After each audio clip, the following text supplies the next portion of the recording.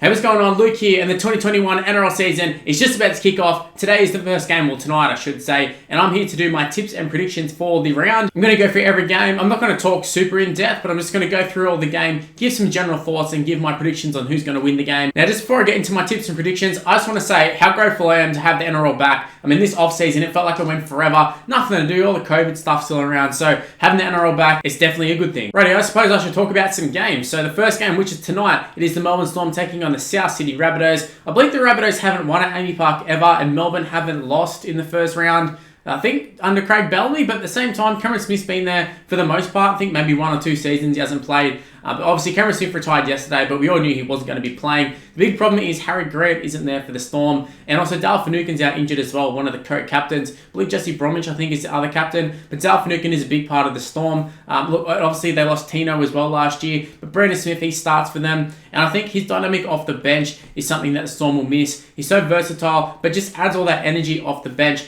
And the Rabbitohs, we all know they have a fantastic side. They look great in the Charity Shield. And I'm actually predicting the Rabbitohs to pick up the victory here. I don't know if that's a popular one. I feel like it's probably going to be a pretty, 50-50 sort of split in terms of who they think is going to win. I don't think the Storm might be the favourites, and I think that's just due to the fact that it's in Melbourne, and it is hard travelling, and I believe they're still going to be doing the travel in and travel out in the one day, so that's something to consider, I guess. But yeah, the Rabbitohs side, it is a very, very strong side. Got Latrell back there. I'm keen to see how he goes. I'm keen to see how Cody Walker goes. Can he pick up where he left off last year? Had the form going into the finals. Didn't really hit it off in the finals, but at the same time, he had a fantastic season, and they'll be looking to get a lot out of him. But I think the real story in this game is Cameron Smith and how Melbourne are going to cope without him. Now, moving on to Friday night, it's Newcastle Knights taking on the Canterbury Bankstown Bulldogs. Now, for this one, I feel like there's going to be a little bit of bias talking about this one. But if there's ever been a bogey team for the Knights, it's the Bulldogs. Even when the Bulldogs have had the worst sides, they always seem to pick up a victory over the Knights. Now, I think last year the Knights might have got a victory in one of the games, but Bulldogs definitely beat them in one of them. I remember previous years there were times when Bulldogs were getting wins over them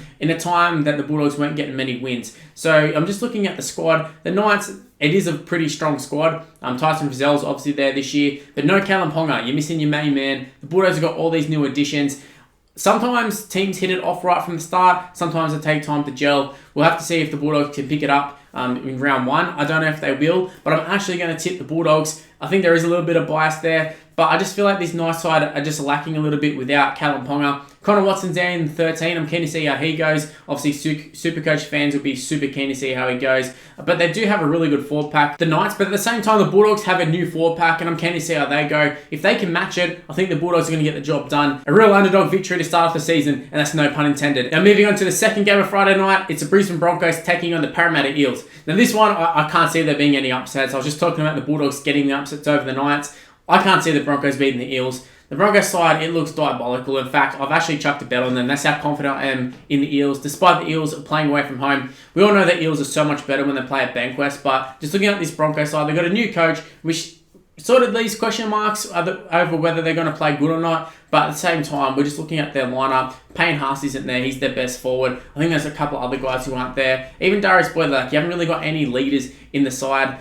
Jordan Ricky gets a start. Alex Glenn's there as well. Ben Tia on the bench. It's a lot of guys who are either unknown or sort of past it at this point in their career, you'd have to say. And even the whole debate on the halfback and 5'8" situation, I feel like it's just been a nightmare of an off-season for the Broncos. Not in terms of them getting in heaps of off-field trouble, but I mean, there's still no Katoni Staggs, no Payne Haas. And for the Eels, it seems like everything's going smoothly. I know they didn't get the win in their trial game against Penrith, but that's Penrith. Not many people beat Penrith. And obviously last year, they were a pretty good side. And to be honest, I'm actually expecting them to give the Broncos a hiding. I don't think it's going to be a good start to the season for the Broncos. And I know most of this little preview has been talking about the Broncos, but I think that's the real story here. We know the Eels. We know what they're capable of. Obviously, no Michael Jennings this year. They've got Opacek there. But apart from that, there's nothing really changing in the Eels side, apart from the players are a little bit more experienced. So you'd think the Eels are going to go a little bit better to start off the season at least. And yeah, I can't see it being a good night in the office for the Broncos. Now, moving on to Saturday, we have the New Zealand Warriors taking on the Gold Coast Titans. Now, this is going to be a very, very interesting one. I was talking about the Bulldogs earlier in the sense that they have a lot of new players coming together and seeing how they gel. Well, the Titans, they don't exactly have a lot of new players, but the ones they have brought in are super high profile ones. You have Tino, you have David Fafita. Actually, I don't know if you'd say they're super high profile. I mean, they're pretty high profile now, but when they signed them, I don't think they were. But Tino starting, David Fafita starting. We've seen what they can do at the highest level level. We see them in Origin. And just on David Fafita in particular, we've seen him literally tear apart teams in the NRL. So I'm keen to see how he goes. The Warriors, I think it's actually going to be a good test for them to start off with. The Titans are a side who I don't think are going to be like an elite level side. And just for the Warriors, I think it's good for them to see just where they're at in terms of 2021. We know they've got a couple of good signings, but at the same time, I mean, they got a new coach. We don't really know how they're going to go. So the Titans will be a good test for them, as is the Warriors will be a good test for the Titans. I feel like it's a pretty good matchup, and it's a matchup that I feel like could go either way. The Titans, like I said, have got a couple of newbies, but also there's so much expectation on them that I can actually see an upset happening here. Do I think it's going to happen? I don't. I think the Titans are going to get the victory, but I think the Warriors are definitely capable. Now, moving on to the second game of Super Saturday, it's the Sydney Roosters taking on the Manly Warringah Sea Eagles. Now, I've talked about a few upsets happening this round. I definitely don't think this is the case. Manly, I think they're in for a world of hurt. The Roosters, they'll be looking to come out and start the season strong, and I think they will start the season strong. I'm going to start off with a bang.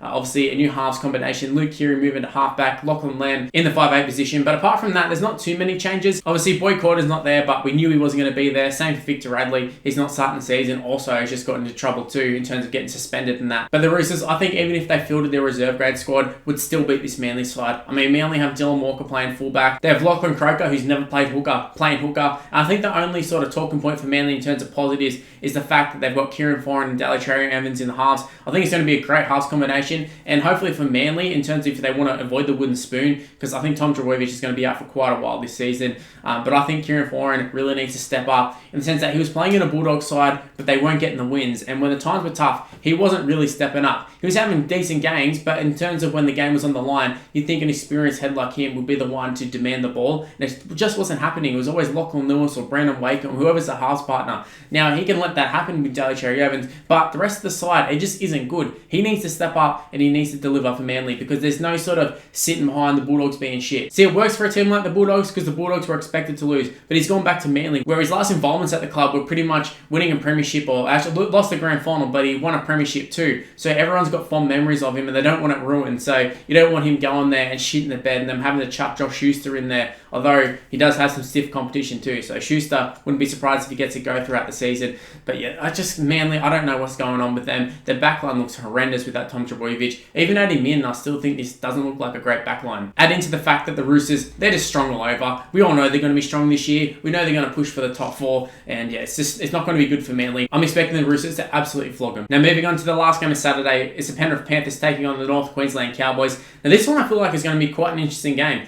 Penrith looked really good in the trials. The Cowboys, I'm not actually sure how they went in the trials, but their side doesn't look too bad. They've got a new coach. I'll talk about them being the most underrated team going into 2021. But Penrith, we know what they're like. We know what to expect from them. They did make the grand final by accident. They were the best team last year up until the grand final. I mean, they had that 17-game win streak. They had a fantastic year. And if their trial form is anything to go by, they're going to hit the ground running this season. They looked absolutely fantastic taking on the Eels, and they have a really, really strong side. I would argue a stronger side than last year. You got new guys like Charlie Staines, and James Tummy's gone, Josh Mansell's gone, but it gives opportunities for some of the youngsters, and we've seen that's all these youngsters need from Penrith. They're just so good. They're just looking for opportunities, and some of these guys are finally going to get one. The only real question marks I have over Penrith is still their lack of leadership. James Tummy was their real leader last year. He's not there, but apart from that, they've got a lot of guys who are still super young. So long term, they might drop off, but starting the season, I can see them starting off hot, and the Cowboys will be a good test for them because you're going to have these young forwards and just a young team in general taking on your Tamalales and your Josh Maguires, your enforcer sort of guys, Jordan McLean.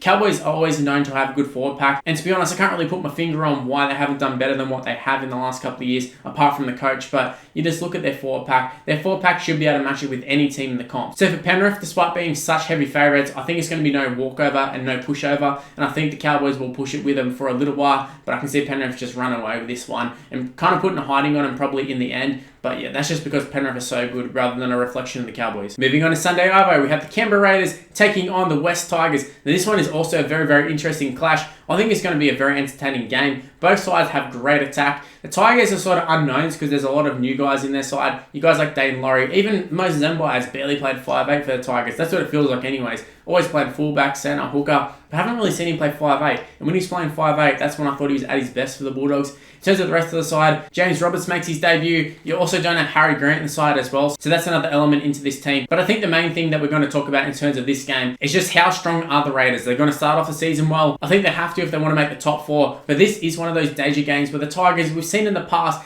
they'll either play like a 10 out of 10 game or a 1 out of 10 game. So hopefully for the Raiders' sake, they get one of those 1 out of 10 games from the Tigers. But look, Josh Hodgson's back for them. The team's looking super solid. Ricky Stewart's got a great side going. Jack Whiten fresh off a Dally M win. I think he'll be looking to come out and have a great season. And so will the rest of the side. I think they're going to challenge for top 4. They're looking for a premiership. I feel like this year, there's no sort of, oh, well, we hope we get a top 4, hope we get a top 8. No, for the Raiders this year, they need to win the premiership. They're in that premiership window right now, and it all starts this week. They need a big win against the Tigers. I think it would be a good start to the season, because I think at the end of the season, we'll sort of figure out that the Tigers are actually a pretty decent side. So if the Raiders are able to pick up a victory, I think it would be a big step in the right direction in terms of them actually winning the premiership. Obviously, a win's a win, but I think if they win in good style, I think this will put them in a good position going forward. Now, moving on to the final game of round 1, it's the St. George Illawarra Dragons taking on the Cronulla Sharks. And this one is traditionally a big rivalry game, but in the last couple of years, both sides have kind of been irrelevant. The Sharks, I kind of think, we're just making up the numbers in terms of the finals, and the Dragons just making up the numbers in terms of just being in the competition. They haven't really done anything, but they have sacked McGregor. They've brought in Anthony Griffin. Obviously, I've talked about it quite a lot. Not a big fan of Anthony Griffin. And just in terms of their side, I don't see a lot to like about this Dragon side. I was sort of trying to keep an open mind with the Dragons, but that Charity Shield game, they just looked absolutely diabolical. And I know you can argue it was just a trial game, but the Charity Shield, usually teams go out at least to play half decent in those ones. I know they're sort of changing in combinations and sewing people left, right, and centre, but usually it does mean something, the Charity Shield. It's not just another trial game, and they got absolutely towed up by the Rabbitohs. I know the Rabbitohs are a fantastic team, but I think it was more a reflection on the Dragons just being so bad. But the Sharks, I mean, they don't exactly have a great side themselves, in my opinion. They've got a lot of guys who could come out into this round 1 game, and by round 2, they're out injured for like half the season. I'm looking at Matt Moyle, I'm looking at Josh Dugan, probably a couple others there. But look, the Sharks, they do have a side that could go into the top 8. I don't think they will this year, but they have a side that does seem to just fight hard, play hard, and just somehow ends up in the 8 every year. But I think in terms of the season, just long term, I don't think they're going to have a great season, but I do think they're going to have a good start to the season, because the Dragons, look, there's no other team you want to play apart from the Broncos maybe than the Dragons. They're probably the 2 worst sides. You want to take on them round 1, and I think they'll absolutely batter them. I think the Sharks have got enough firepower to get the job done.